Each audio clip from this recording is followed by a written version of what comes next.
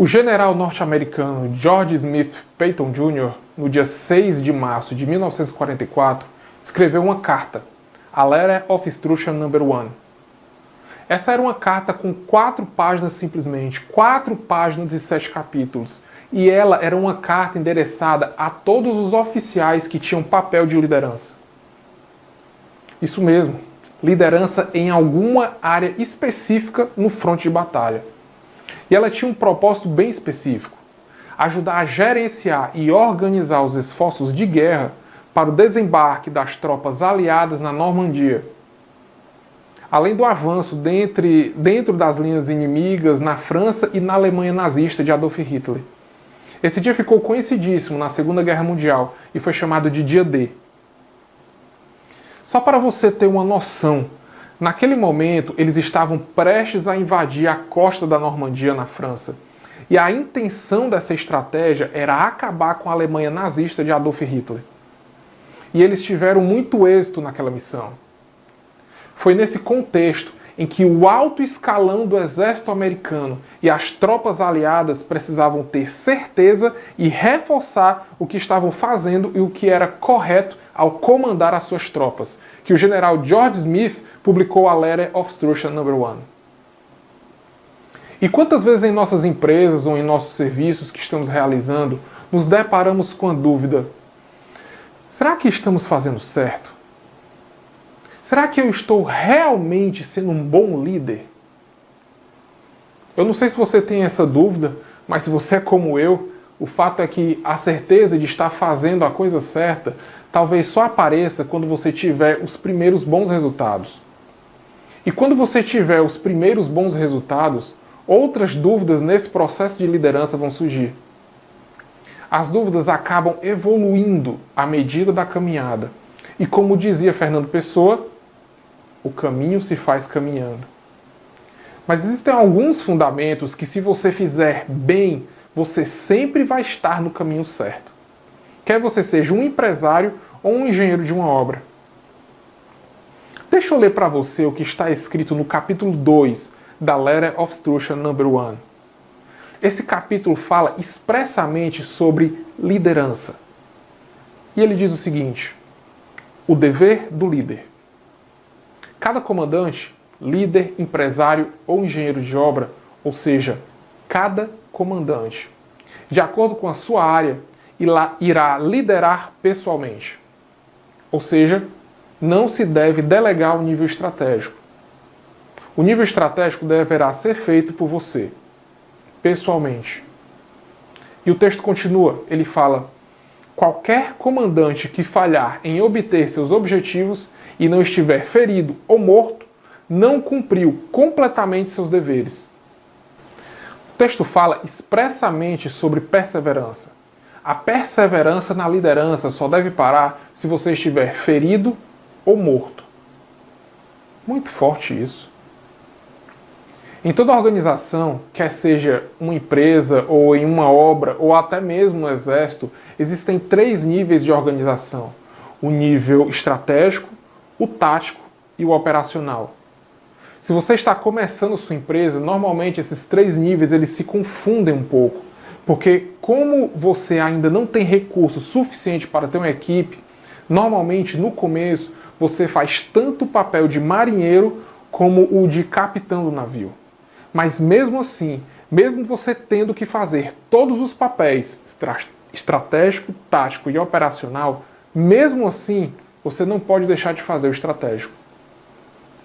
Se você deixar de fazer o estratégico, sua empresa, sua obra ou seu negócio provavelmente vai parar em algum momento dessa guerra. Então, para resumir, não delegar o estratégico e ter perseverança. O próximo item fala a respeito das visitas ao fronte de batalha.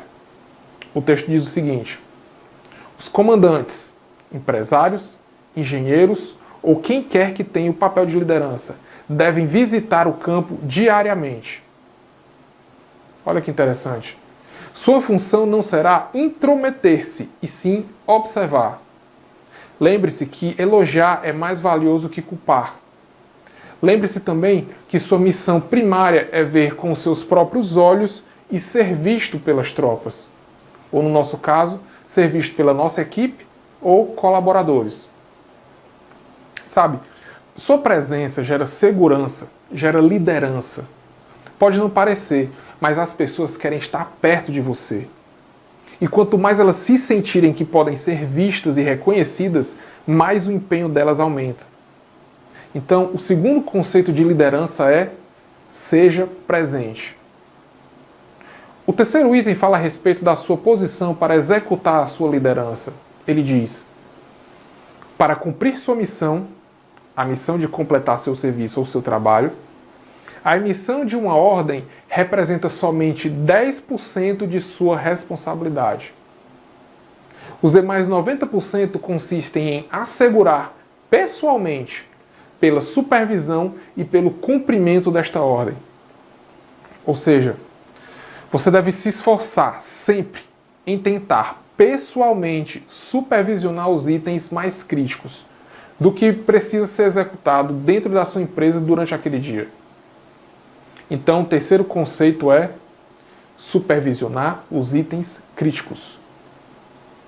Quarto, reuniões com a equipe. O texto diz: diariamente, o mais cedo possível, os mapas, no nosso caso, as ordens de serviço, devem ser disponibilizados e uma reunião de equipe acontecerá.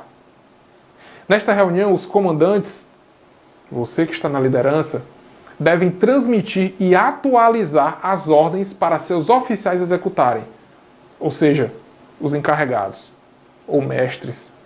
Se for empresa, seus gerentes. Ou seja, deixar claro diariamente o que precisa ser feito até o final do dia. Isso vai gerar em você e em sua equipe aquela sensação de missão cumprida. Sabe aquela sensação? Que tem dia que você tem certeza que produziu muito. Esse conceito vai gerar isso em sua equipe, porque ela vai saber o que terá que produzir durante o dia.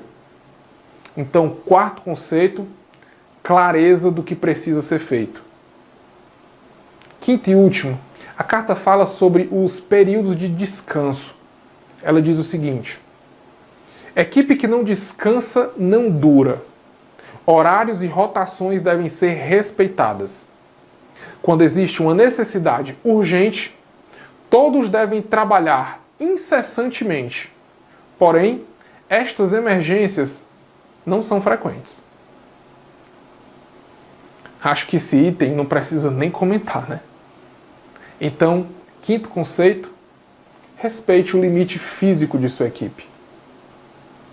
Recapitulando, não delegar o estratégico e ter perseverança, seja um líder presente para a sua equipe, supervisionar os itens críticos, clareza do que precisa ser feito durante o dia e respeitar o limite físico de sua equipe.